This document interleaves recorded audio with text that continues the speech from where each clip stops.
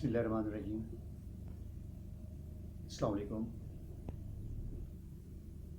जी तो आज का हमारा पॉइंट ऑफ व्यू है हमारी मौजूदा हुकूमत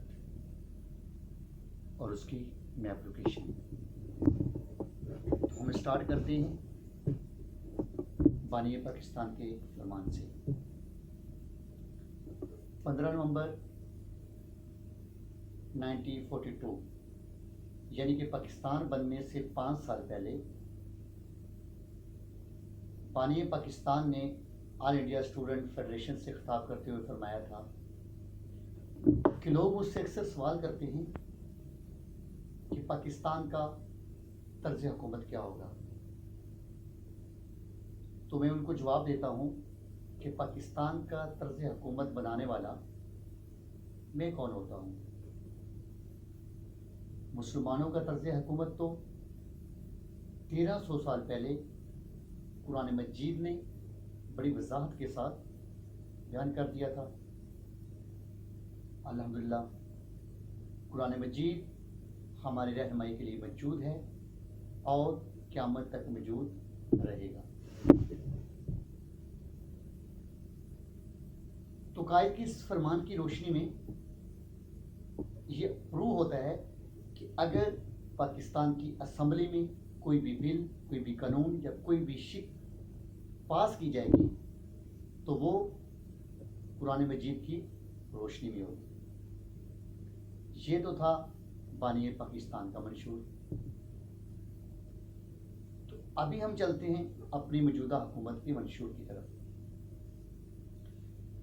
हमारी मौजूदा हुकूमत का ये मंशूर था कि अगर हमें हुकूमत मिली, अगर हम बाइख्तियार हुए तो हम पाकिस्तान को मदीना जैसी रियासत बनाएंगे। इसी बिना पर उन्होंने लोगों से वोट लिए और इसी मंशूर को सामने रखते हुए लोगों ने उनको वोट दिए। वो इलेक्ट हुए, बाइख्तियार हुए और असम्बली में आए। तो हुआ क्या?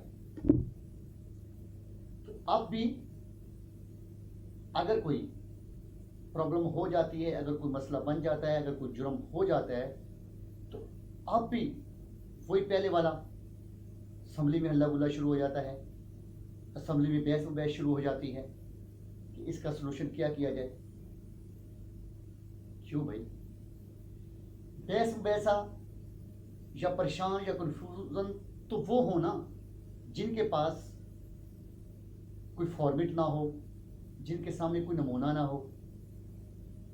हमारी मौजूदा हुकूमत के पास तो एक फॉर्मेट है, एक मॉडल है, एक आइडियल है, रियासत मदीना। तो उनको तो परेशान होने की जरूरत ही नहीं है कि वो देखें कि ये काम है, इस काम को रियासत मदीना में कैसे किया जाता था। तो फिर उनको पता नहीं है, पता तो लाजमी होगा, क्योंकि उन्होंने जब इसको आइडियल करार दिया तो पूरी रिसर्च की होगी, पूरी हिस्ट्री को पढ़ा होगा, सब रियासतों की हिस्ट्री को, उनकी तर्ज हुकूमत को सब पढ़ा होगा और फिर ही जाके उसको आइडियल करार दिया ना। और इनको पता होगा कि रियासत मदीना के लोग कैसे थे, उनका रहन सहन कैसा था, उनकी तर्ज हुकूमत कैसी थी, उनका फौज का निज़ाम कैसा था, उनकी पुलिस का निज़ाम कैसा था। सब कुछ रिसर्च करने के बाद तो ये आइडियल बनी इनकी।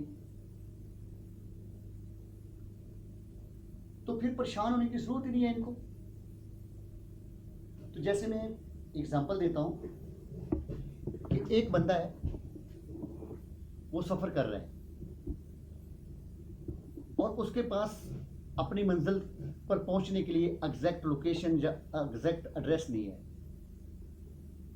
वो रोड पे जा रहा है, आगे एक राउंड अबाउट आता है और राउंड अबाउट पर जाकर वो कंफ्यूज हो जाता है कि अभी मुझे राइट जाना है, लेफ्ट जाना है, नॉर्थ जाना है, साउथ जाना है, ईस्ट जाना है, वेस्ट जाना है।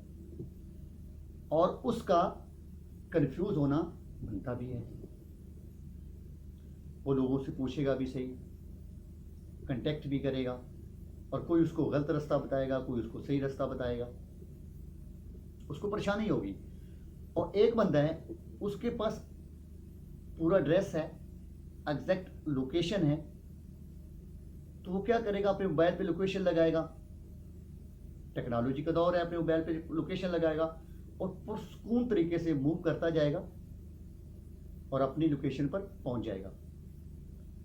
अगर कहीं वो रास्ते में गलत रोड पर जाएगा तो उसको फौरी सिग्नल मिल जाएगा कि आप दुरुस्त रोड पर नहीं हैं, दुरुस्त रोड पर आइए, तो अपना रूट चेंज कर लेगा। तो क्या हमारी मौजूदा हुकूमत को, जिनका लोकेशन है रियासत मदीना, तो क्या उनको सिग्नल नहीं मिल रहा? अगर वो गलत रोड पर जा रहे हैं तो क्या उनको सिग्नल नहीं मिल रहा कि भाई रियासत मदीना का रोड ये है और आप इस रोड पर आ गए हो, दोबारा मूव करो और अपने एग्जैक्ट लोकेशन जो है आपकी उस रोड पर आओ, क्योंकि आपकी लोकेशन तो रियासत मदीना है।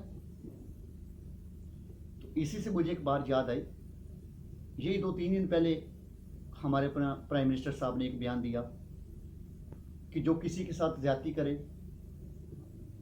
उसको नमर्द बना दिया जाए। जनाब प्राइम मिनिस्टर साहब, क्या रियासत मदीना में ज़िना करने वाले को नमर्द बनाया जाता था? अगर ऐसा है, रियासत मदीना में ऐसा होता था, तो आप भी उसको नमर्द बना दें। अगर नहीं तो रियासत मदीना में एक ज़िना करने वाले को क्या सज़ा मिलती थी, उसको वो सज़ा देना, नमर्द क्यों बनाते हो? और वो सज़ा क्या है वो आपको भी पता है, क्योंकि आपकी आइडियल रियासत मदीना है। और रियासत मदीना में ये भी नहीं होता था कि एक बंदा कत्ल करता है, 2-3 साल उसको जेल में रखो और फिर छोड़ दो, और उसका माइंडसेट ये बन जाएगा कि कुछ नहीं होता, एक बंदा मारा तो कुछ नहीं हुआ ना, 10 भी मार दूंगा तो कुछ नहीं होगा। तो क्या करेगा, अपना गैंग बनाएगा और कत्ल पे कत्ल शुरू कर देगा। और एक और बंदा है, वो चोरी करता है, उसको 3-4 दिन, महीना 2 महीने जेल में या हवालात में रखा जाता है और उसके पास छोड़ दिया जाता है, और उसका माइंडसेट ये बन जाता है कि कुछ नहीं होता, चोरी करो, 2-3 दिन हवालात में रखा जाएगा, फिर गांव से कोई वडेरा, कोई चौधरी, नंबरदार, रिश्तेदार, मेंबर, नंबरदार आ जाएगा और आपको छुड़ा कर ले जाएगा। कुछ नहीं होता। तो जब मुजरम का यह माइंडसेट बन जाएगा कि कुछ नहीं होता, तो जुर्म खत्म नहीं होंगे।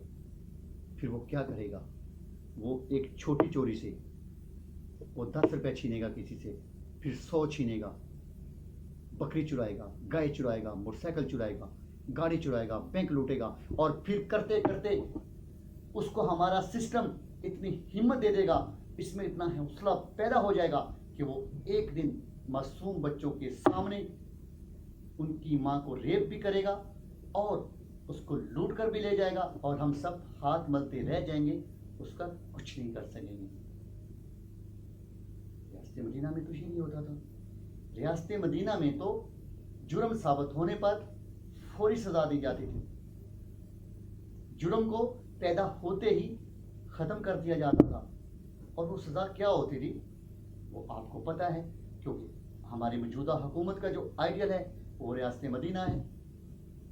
शराब की क्या सज़ा थी हमारी हुकूमत को पता होगा, रियासत मदीना में ज़ना की क्या सज़ा थी हमारी हुकूमत को पता होगा, रियासत मदीना में ज़ानी की क्या सज़ा थी, शराबी की क्या सज़ा थी, चोर की क्या सज़ा थी, डाकू की क्या सज़ा थी, कातिल की क्या सज़ा थी, सब कुछ पता होगा क्योंकि इनकी आइडियल है।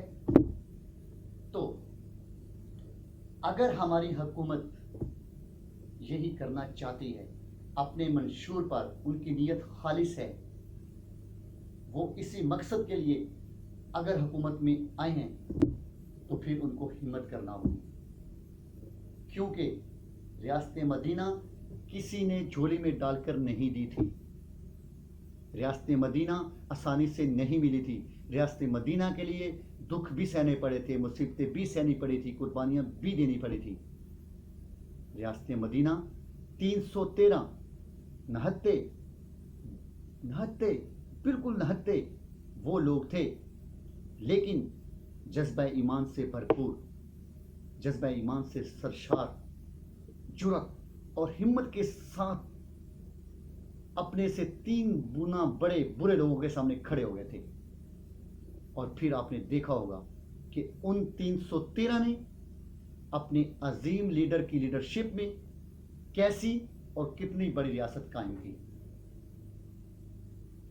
تو اگر ہماری حکومت کا منشور یہی ہے تو ان کو بھی انہی 313 کے نقش قدم پر چلتے ہوئے ہمت کرنا ہوگی. اور اگر ان 313 کے لیے فرشتے اتر سکتے ہیں تو ہمارے لیے بھی, کیونکہ اللہ وہی ہے, اللہ آج بھی وہی ہے, اللہ ہمارے لیے, ہماری حکومت کے لیے بھی کوئی اسباب ضرور پیدا کرے گا. لیکن بات ہمت کرنے کی ہے, اپنی نیت کو درست سمت پر لے جانے کی ہے. تو ہمت کریں, کوشش کریں اور اپنے مقصد کو جو آپ نے منشور رکھا ہے ریاست مدینہ کا, اس کو پورا کریں. تو ہم اپنے ٹاپک کو ایک قائد کی فرمان سے ختم کریں گے. قائد اعظم نے فرمایا تھا کہ میں درست فیصلہ لینے پر یقین نہیں رکھتا, میں درست فیصلہ لینے پر یقین نہیں رکھتا, بلکہ میں فیصلہ کر کے اس کو ایک بہترین فیصلہ ثابت کرتا ہوں. تو ابھی ہماری حکومت کو بھی اپنا فیصلہ جو ریاست مدینہ بنانے کا ہے اس پر عمل کر کے ریاست مدینہ بنا کر اس کو ایک بہترین فیصلہ ثابت کرنا ہوگا. تو دیٹس آل, آج کے لیے اتنا ہی. اللہ ہمارے ایمان, ہماری جان, ہمارے مال, ہماری عزت کی حفاظت فرمائے. That's all. Okay, see you again.